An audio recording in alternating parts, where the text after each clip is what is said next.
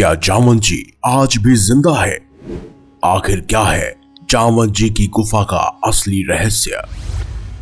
रामायण ज्यादातर हनुमान जी, राम जी और रावण के चारों ओर घूमती रहती है, और अगर इनकी शक्तियों की बात की जाए तो रामायण को देखकर तो ऐसा ही लगता है कि रामायण में सबसे शक्तिशाली भगवान श्री राम, रावण और हनुमान जी थे। लेकिन आपको जानकर हैरानी होगी कि रामायण में एक ऐसा भी पात्र था जिसकी शक्ति की चर्चा तीनों लोकों में फैली हुई थी, और उसकी एक लात ने रावण को बेहोश कर दिया था। जो चाहता तो रावण का वध अकेले ही कर सकता था, लेकिन क्योंकि रावण का वध राम जी के हाथों लिखा था, इसीलिए उसने ऐसा बिल्कुल नहीं किया। हम बात कर रहे हैं जामवंत जी की। पूरी रामायण के दौरान जामवंत जी एक ऐसे लौते रीछ थे जिन्हें हनुमान जी पर पूर्ण विश्वास था, और उन्होंने ही हनुमान जी को उनकी शक्तियों का ज्ञान दिया था। तो आखिर जामवंत जी कितने शक्तिशाली थे? उनका जन्म कहां और कैसे हुआ? उन्हें शक्तियां किस तरह से प्राप्त हुई? क्या वो हनुमान जी से भी शक्तिशाली थे? और एक सबसे रहस्यमय सवाल, क्या जामवंत जी आज भी जिंदा है? दरअसल वाल्मीकि रामायण के बालकांड सर्ग 17 में लिखा है कि जब भगवान विष्णु ने धरती पर श्री राम बन के जन्म लिया, तब ब्रह्मा जी के कहने पर कई देवताओं और यहाँ तक कि भगवान शिव ने भी पृथ्वी लोक पर अवतार लिया। ज्यादातर देवता वानरों का रूप लेकर पृथ्वी लोक में आए थे। देवताओं ने जब भगवान ब्रह्मा से पूछा कि क्या आप कोई अवतार नहीं लेंगे, तब भगवान ब्रह्मा ने कहा कि मेरा पहले ही जामवंत नामक पुत्र पृथ्वी लोक पर मौजूद है, जो समय आने पर भगवान श्री राम का उनके कर्म मार्ग पर आगे बढ़ने में सहायक बनेगा।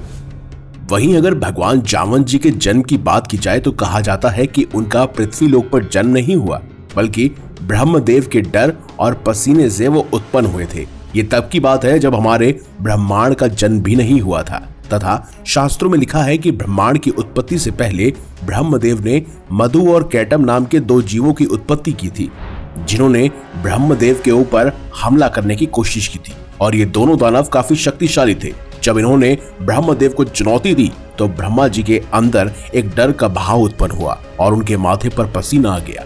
इसी समय ब्रह्मदेव के माथे पर आए पसीने ने जामवंत नामक रीछ का जन्म लिया, जिसने अपने एक ही वार से मधु और कैटम दानवों को मार दिया।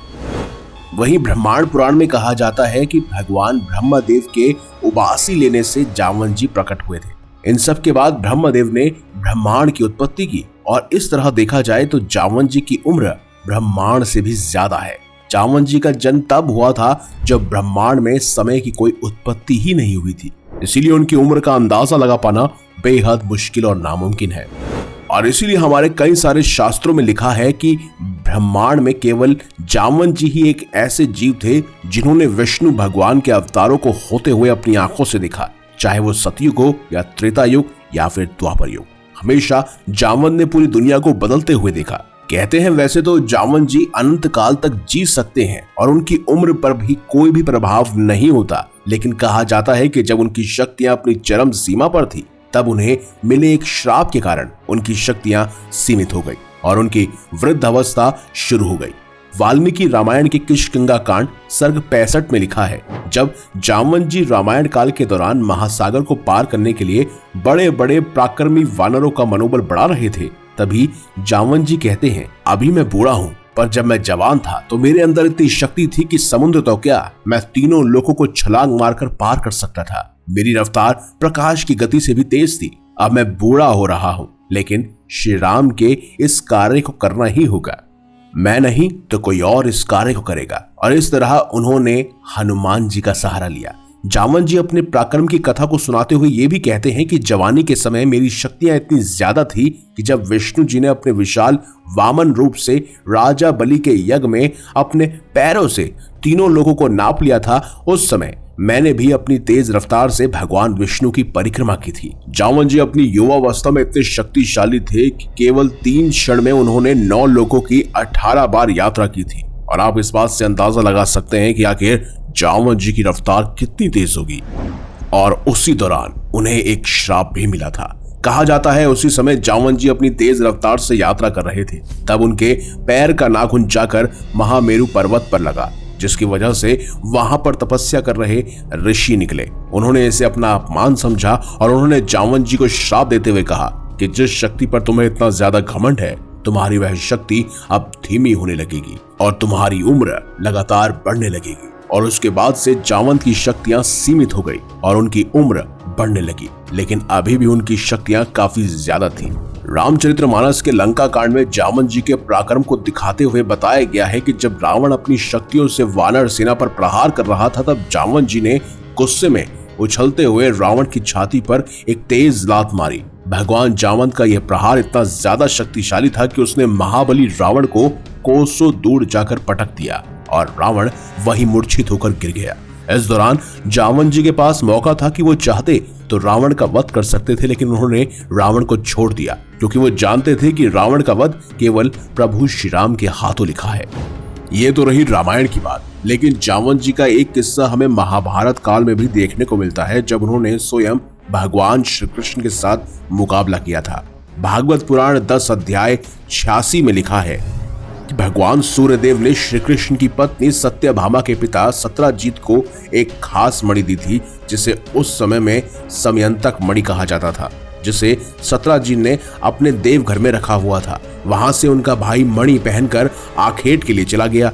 जंगल में आखेट के दौरान उसे और उसके घोड़े को एक बाघ ने मार डाला और जामवंत जी ने उस बाघ को मारा और उससे मणि ले ली और अपनी गुफा में चले गए। जामवंत ने उक्त मणि अपने पुत्र को खिलौने के रूप में दे दी।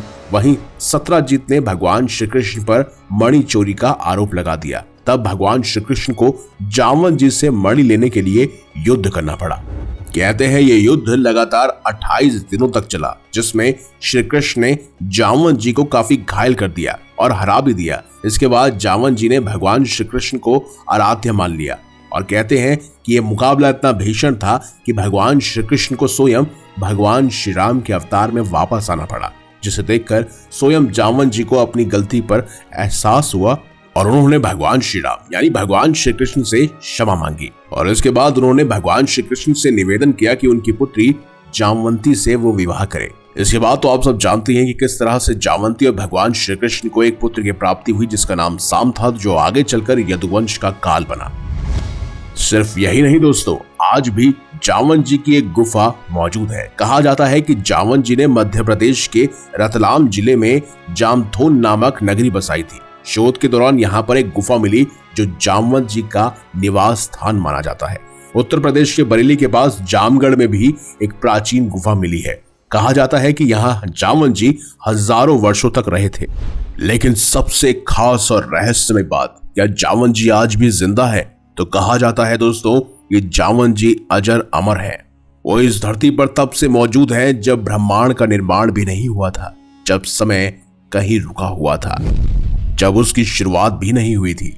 और अब जामवंत जी ने शुरू से लेकर अंत तक सारे ही अवतारों को देखा। सतयुग में मत्स्य अवतार से लेकर त्रेता युग में भगवान श्री राम के अवतार, वहीं द्वापर युग में भगवान श्री कृष्ण के अवतार, और अब भगवान विष्णु के 10वें अवतार यानी कल्कि अवतार को वो कलयुग के अंत में भी देखेंगे और उनके साथ कलि पुरुष का मुकाबला भी होगा, जहां वो कल्कि अवतार की सेना के साथ बढ़ चढ़कर हिस्सा लेंगे और कलि पुरुष की सेना का अंत करेंगे। बाकी आप जामवंत जी के बारे में क्या जानते हैं, क्या मानते हैं, कमेंट बॉक्स में हमें अवश्य लिखिएगा। अगर आपको ये वीडियो अच्छी लगी है तो इस वीडियो को लाइक कीजिए, हमारे चैनल को सब्सक्राइब कीजिए और ज्यादा से ज्यादा शेयर भी कीजिए। मिलेंगे अगली बार एक नई खास वीडियो के साथ। तब तक देखते रहिए संपूर्ण ज्ञान का केंद्र बिंदु मिस्टीरियस हिंदू।